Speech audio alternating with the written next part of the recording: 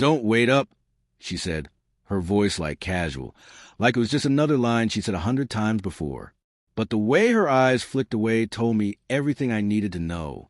She stood by the door, slipping into her black coat, the air thick with her perfume, a mix of jasmine and something sharper, something lingering.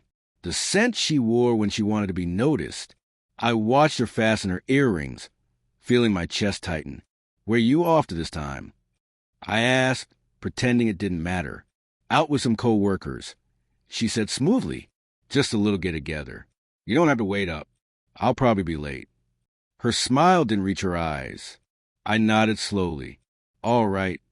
Her phone buzzed on the counter. She glanced at it too quickly, then flipped it over. For a fleeting moment, I saw the name James. She caught me staring. "Work stuff," she said, a little too defensively.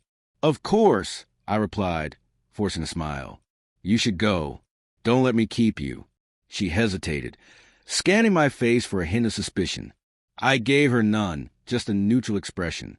Then she leaned in, kissed my cheek lightly, and walked out. The soft click of her heels faded down the hall. The silence afterward was thick, almost alive, humming with something I didn't want to name.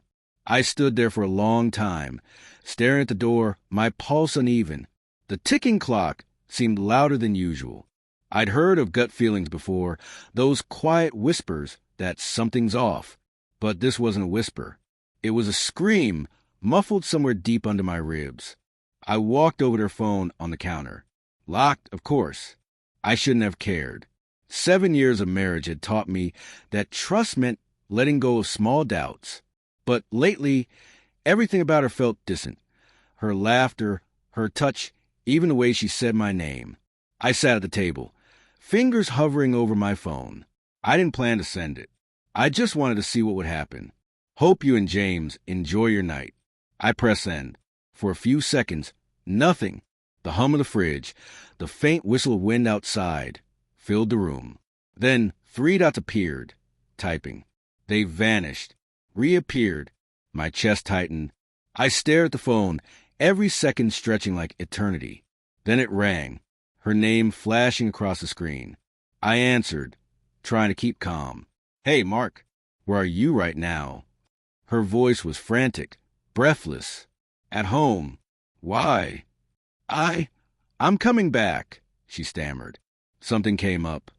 "Thought you were out with co-workers." Silence, just her breathing. Then she hung up. My hand trembled as I set the phone down. Heart hammering, echoing in my throat. 15 minutes later, headlights cut through the curtains. The front door opened. She came in fast, still in her coat, hair slightly disheveled, eyes wild. "Why did you text that?" she demanded. I stayed seated, watching her. "Text what?" "Don't play dumb, Mark." Her voice cracked. "Why did you send that message?" "I was just wishing you a good night," I said quietly. "Sounded like you were going to have fun." She froze. Guilt flickered in her eyes before she looked away. "You're being paranoid." "Am I?" I crossed my arms. "Jealous over nothing. James is just a friend." "Funny," I said softly. "You rushed home pretty fast for nothing." She opened her mouth, then closed it, swallowed hard. "You don't trust me." I stood, stepping closer. "I did. I trusted you more than anyone. But lately," my voice trailed, shaking my head. "You've been somewhere else, even when you're here." "Mark, please." "It's not what you think," she pleaded, her voice softening. "Then tell me what it is." For a fleeting moment, I saw the truth flicker in her eyes, a flash of something heavy, something real. But it vanished. "You're tired," she said finally, stepping closer, tone practiced and gentle. "You've been working too hard. Let's not ruin Christmas week over this." The shift almost worked. Almost. I'd spent years learning her patterns. How she smiled when she lied. How she wielded tenderness like a weapon. I walked past her to the counter. Her phone was still there. I picked it up, holding it out. "Unlock it." Her face drained of color. "What?" "Unlock it," I repeated. "If I'm wrong, I'll apologize. But if I'm right, we're done pretending." Her thumb hovered over the screen. You're invading my privacy. Your privacy? I laughed quietly. You gave that up the moment you started sneaking around. Her hand trembled. For a second, I thought she'd do it. Instead, she turned away, gripping the counter like it could keep her upright. I made a mistake, she whispered. The words hit harder than a punch. I felt the room tilt. How long? I asked, voice low. She didn't answer. Don't make me ask again. 6 months, she said finally, voice cracking. It was just supposed to be dinner. I didn't mean for it to happen. I nodded slowly, vision blurring. James!